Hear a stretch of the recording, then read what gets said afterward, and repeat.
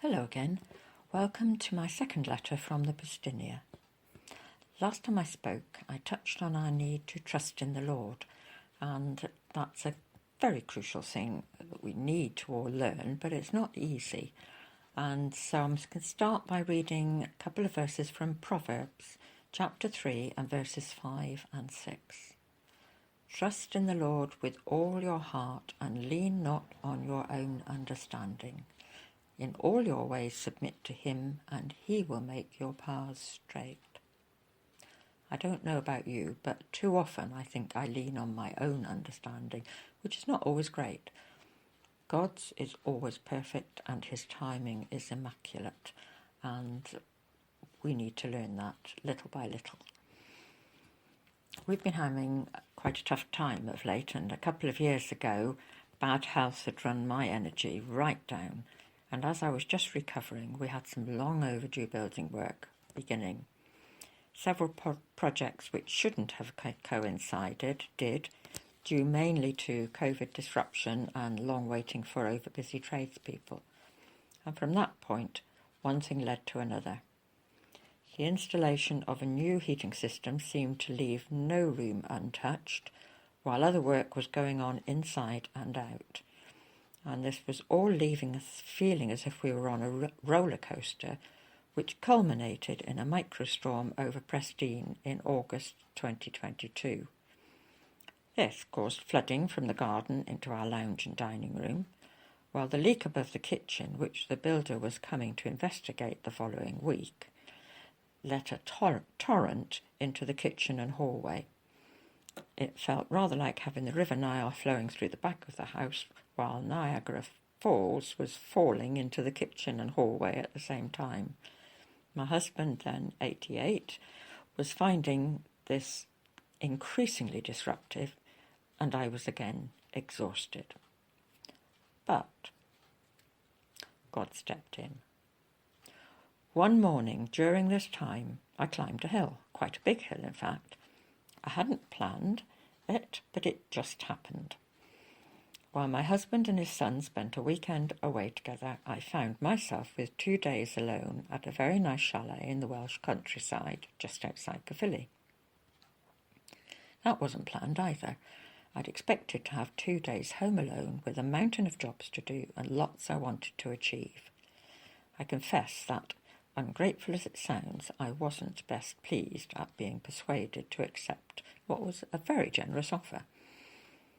The truth is that God knows what is best for us, much more than we do for ourselves. Back to the walk.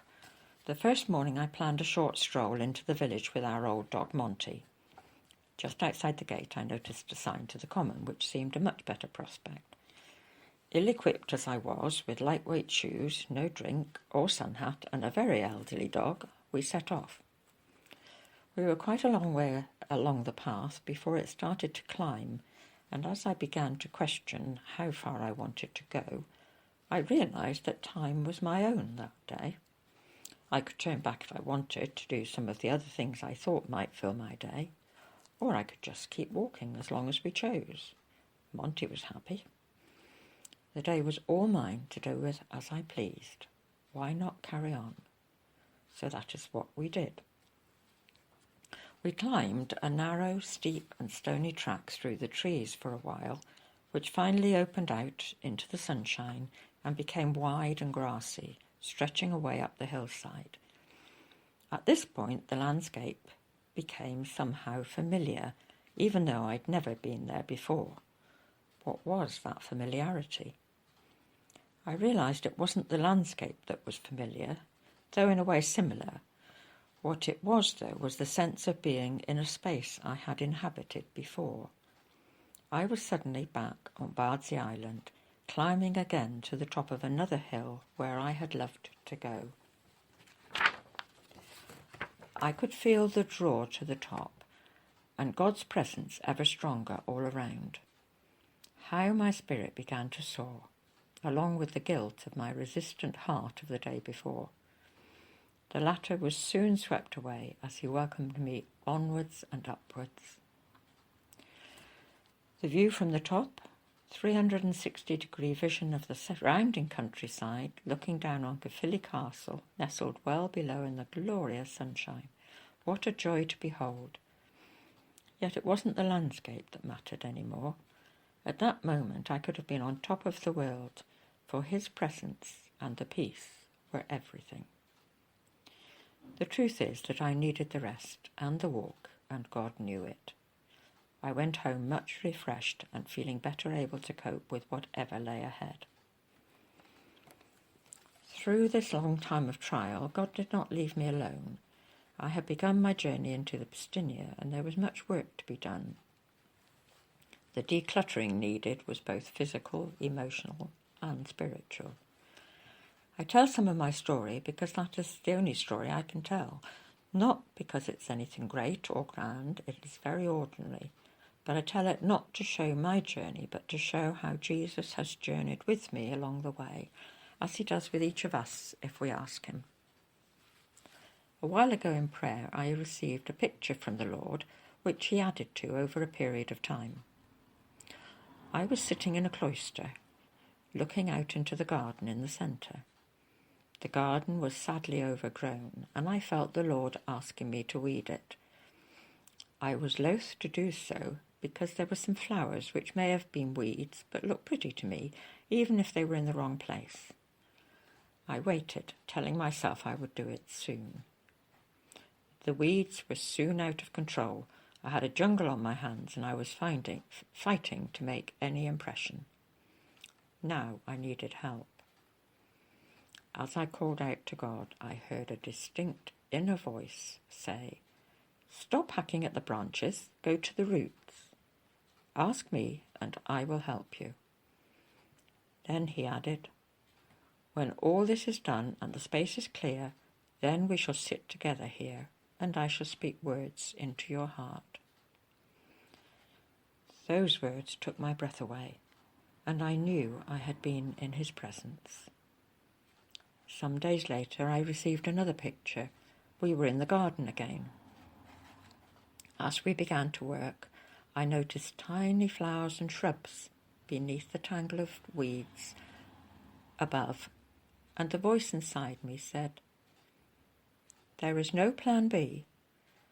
Nothing needs to be added. No new seeds sown. All that is needed here is here already, just needing love and care. Will you nurture that garden I planted all those years ago, before anything else came to be?" To my shame, I knew he was talking about me. I was the garden, and the garden was the life he had given me.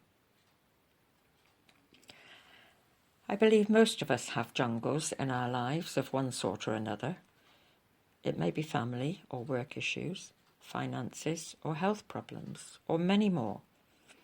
We can keep putting one foot in front of the other, just holding our head above water and slowly getting more and more worn down, yet still convincing ourselves that we are doing this for God, or that we have no other choice. Or countless other excuses. The good news is that if we are truly committed to God's way, he will get to us in the end, as he has done with me. It may not be that we are in the wrong place or doing the wrong thing, but just that his way is so much better. Trusting God has loomed ever larger in my life over the last few years, so that even though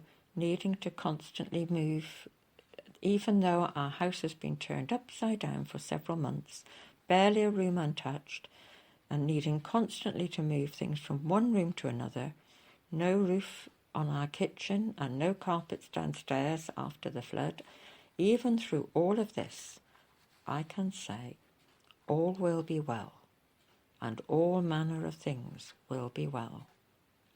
Quoted from Julian of Norwich. How do I know that?